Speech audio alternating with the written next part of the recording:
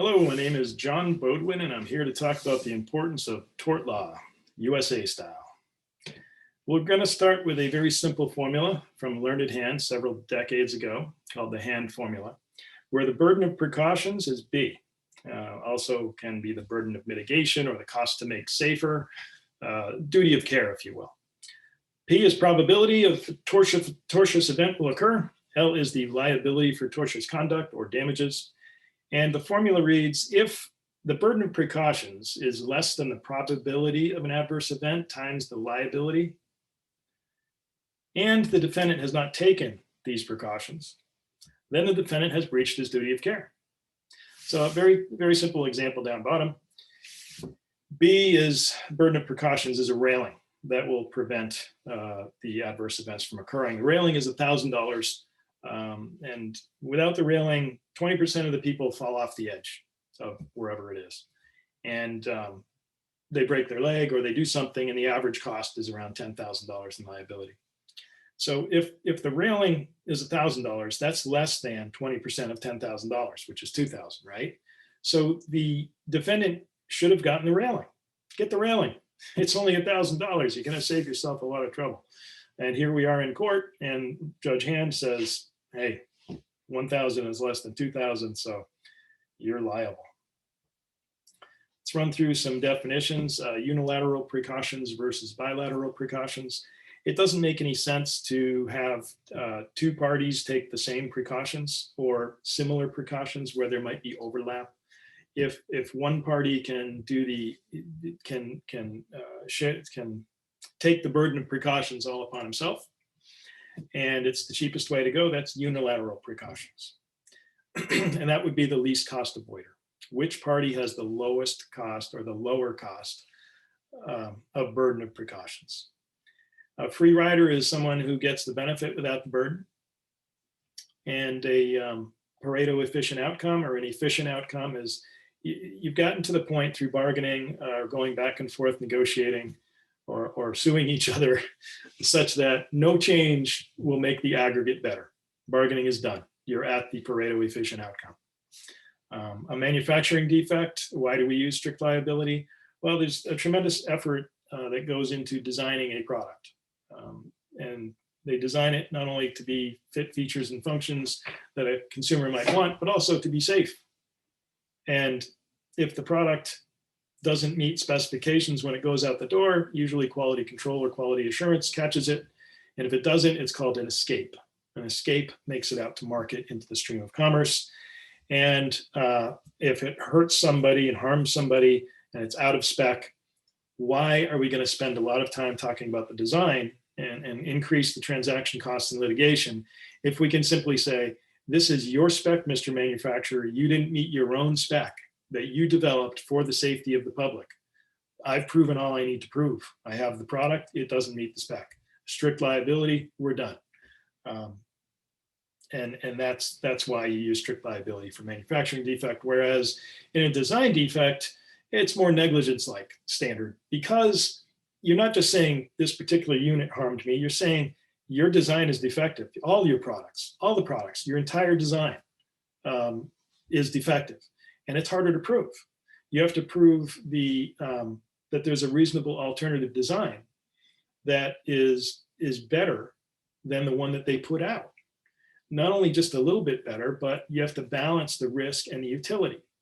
If you make the product so safe such that there's no utility, then there's no market for the product, and that makes no sense.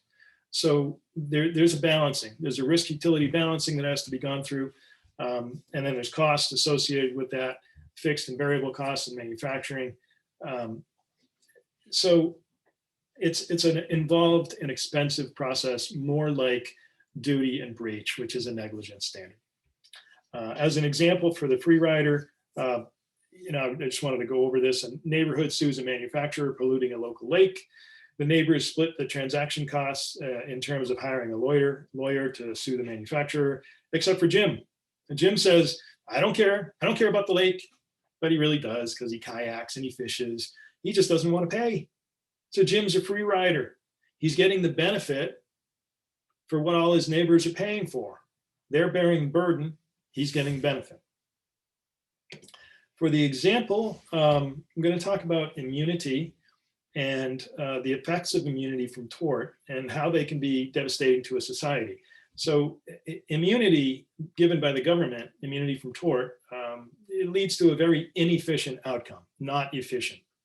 And that's because the least cost avoider, who would otherwise be the manufacturer, he free rides on the backs of the public.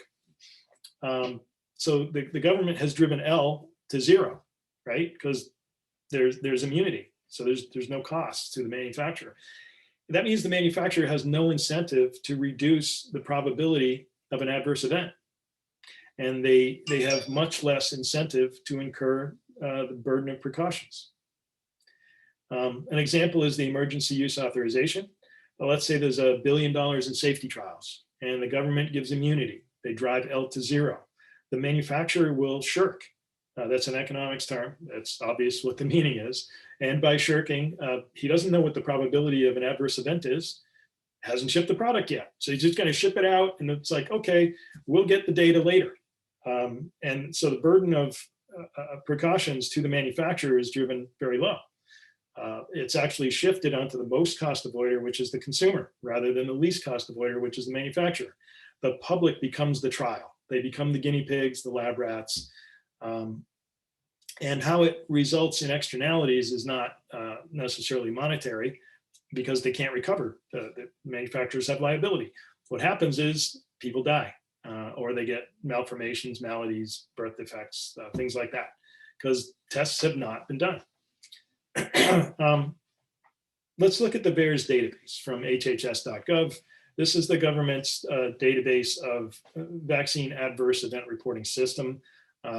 Doctors, nurses, care providers report certain narratives and they provide data. I went into the database, I looked at it for the last 20 years. I specifically looked at 2018, 19, and 20.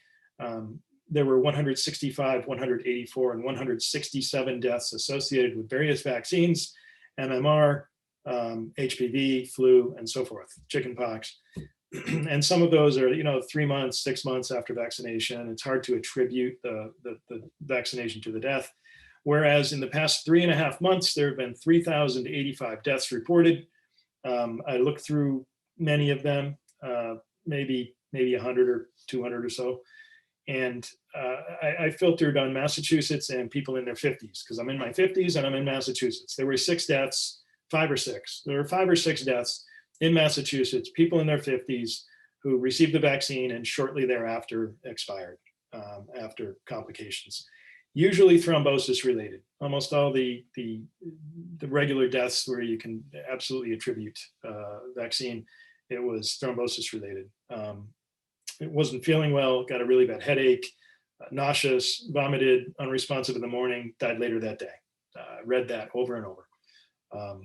So those are the types of negative externalities that can occur when you give immunity and you shift the burden of precautions. So immunity from tort shifts the burden of precautions from the least cost avoider to the most cost avoider. And the efficiency of outcome therefore careens far from the Pareto efficient outcome. The market system is then broken. That's how important torts are to our society. Tort reform, if left to the legislators not knowledgeable in economics, that's going to break 100 years of bargaining through tort cases toward an efficient outcome. And it'll likely create a harmonic imbalance of instability in the market system. The USA needs tort law with small incremental changes, not total tort reform. Any major changes will create a harmonic imbalance, and it could be disastrous for society. So we like our tort system. Let's keep it. Thank you for listening.